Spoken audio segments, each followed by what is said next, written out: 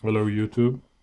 Today I'm going to talk to you about the Trextor Wintron 7, and it's basically a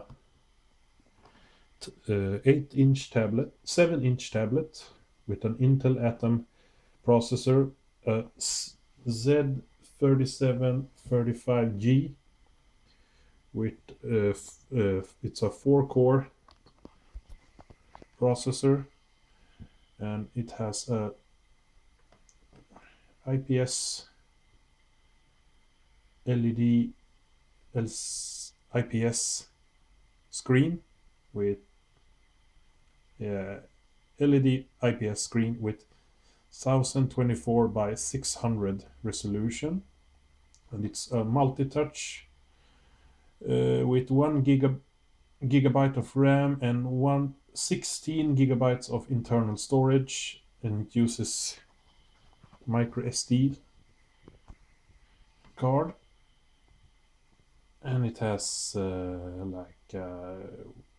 front camera with 0.3 megapixel and a back camera with 2 megapixels, and a battery capacity of 3450 milliamps. That's 3450 milliamps, and battery life, it's around 2 hours. And overall I bought this for about 40 euros, so it's really cheap. It might be hard to get one today. I recently saw one sold for around barely used, for around 40, and brand new it's like 60. So this one was it was returned to the store because the owner was not happy with it, and I'm gonna talk to you about that in a second. But here we have power button, volume rocker, headphone jack, micro USB, and we have the SD card. There's like a microphone. In the back we have the camera, and if I recall correctly, this used to come with Windows 8, but they are shipped out with Windows 10. And my biggest issue I had with it was when I bought it, I couldn't use it with the internet, is because it's like Wi-Fi only. And right now it's disconnected. And the issue I had is when you get the system, you need to update it straight away. If you don't have the updates, you will not be able to access the internet, because it will hang itself in update loop. So it will try to update, but it's like no use, because it's really hard for it to update itself, because it's so much updates to do. But when you eventually get all the updates running, you can pretty much connect it to the internet. And it might take a couple of times before it will access the internet.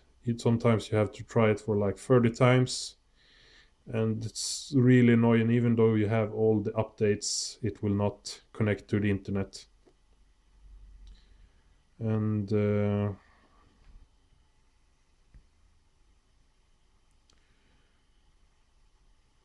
let's try that again. Currently I don't know if I have internet, but we could test it out. Open Edge and try YouTube. Currently I have a pretty good router, so if you have a bad router, it won't even connect to the internet. You need to have like a stable and good router in order for it to get anywhere on the internet. But as you see, it's quite okay for just single task, and you have to remember you can only do one thing at a time, or else it would pretty much hang itself or crash. So you need to, every time you want to do something else, you need to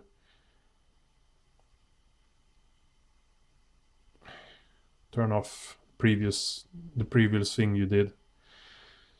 And it works with Skype. I tried it with Skype. You can do video conversation with Skype, and you can use Spotify as a scene. It's slightly slow. You have to remember, just press it 1 or 2 times, or else it will open up a lot of tabs. Another thing you need to do in order for it to work fairly good is that you have to. The multi-touch is not that great. Sometimes it will click and point and click on the things that you wanted to, but for the most part it will just skip button presses. So you need to try plenty of times, or you have to just be very, very, what to say,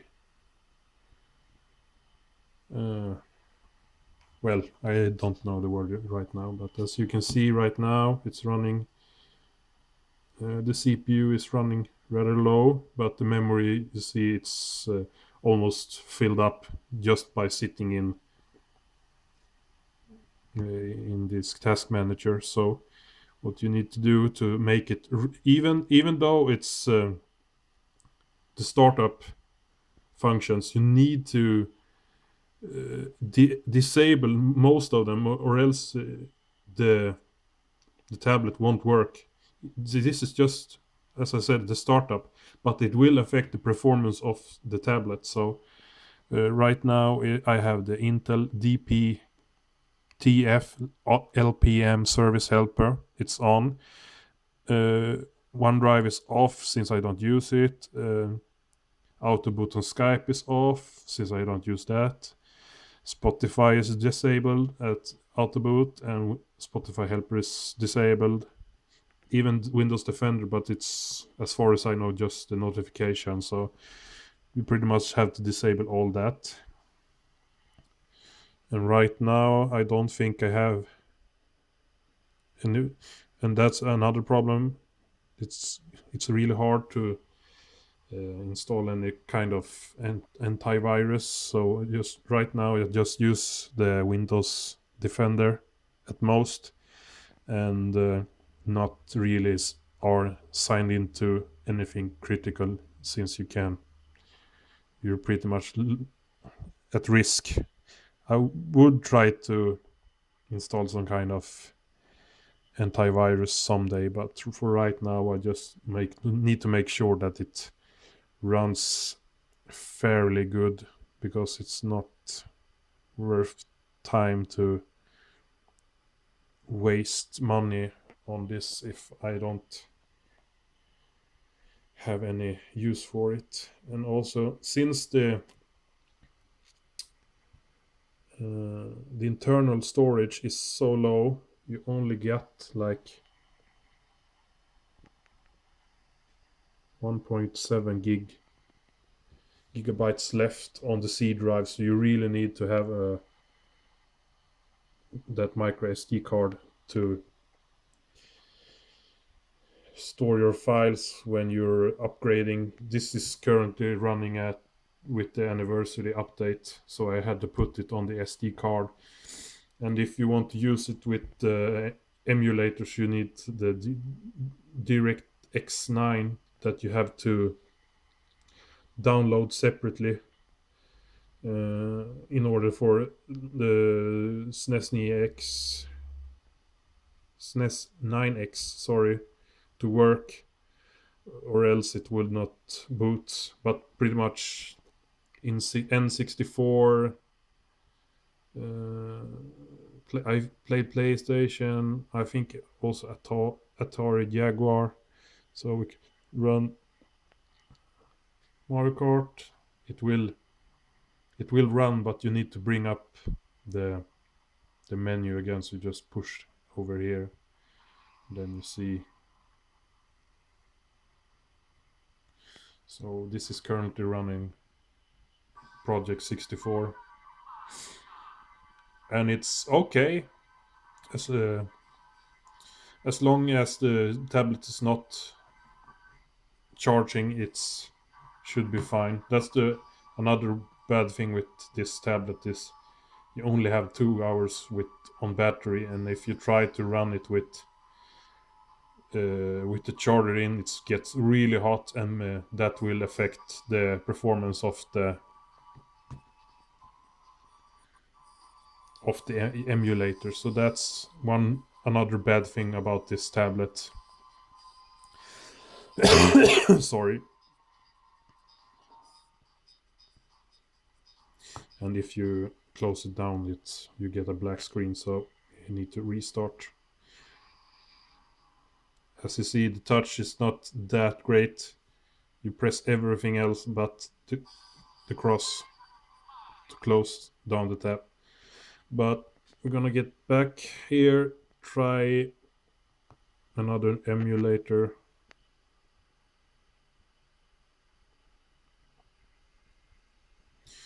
And this, it is fine to run like super basic stuff, but you can really, if you watch Task Manager, you will really see that it struggled to keep up.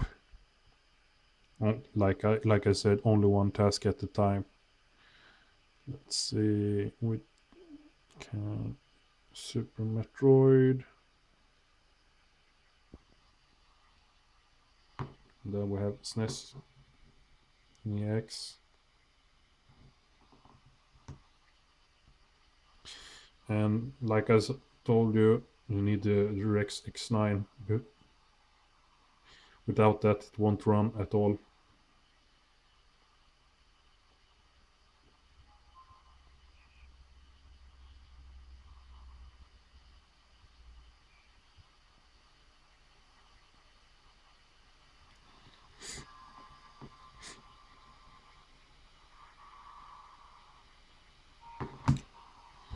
But just to recap everything, it was super cheap. It ran Windows 10, no problem. Sad part, it's only got the micro USB port, so if you want to hook it up to the TV, you need to buy a special adapter, micro USB to HDMI, and then you plug in the charger. So that's a bummer. Small internal hard drive, storage, low battery life, and the touch, it's not that perfect. But overall, for 40 euro, it's super cheap, super easy to use, kind of unreliable, but if you find it under 40 euros, I would recommend buying it. Other than that, I would stay away from it. But if you have any questions or want something more, like another video, just post it in the comment section. And thank you for watching, and have a nice day.